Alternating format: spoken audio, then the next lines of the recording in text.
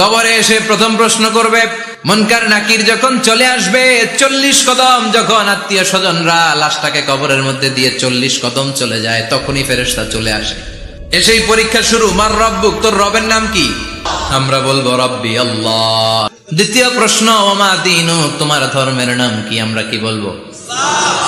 তৃতীয় প্রশ্ন, বিশ্বনবীর চেহারা দেখিয়ে বলা হবে আতারিফু হাদার রাজুল, এই লোকটারে চিনো নাকি?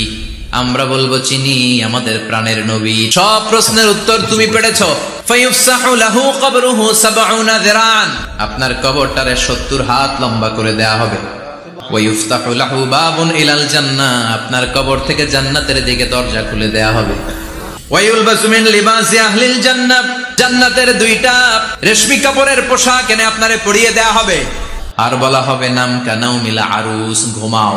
তোমাকে লম্বা সময় পাড়ি দিতে হবে, ঘুমাও। কানাউমিল আরুস, যেমনি বর বাসর রাতে আরামসে ঘুম দেয়। কিয়ামতের জন্য ইসরাফিলের সিংহায় যে ফুৎকার আছে, ওই ফুৎকার ছাড়া কোনো কিছুই তোমার ঘুম ভাঙাতে পারবে না। আল্লাহ, আমরাও যেন 4টা প্রশ্নের উত্তর দিয়ে লম্বা একটা ঘুম দিতে পারি, পড়ে না আমিন।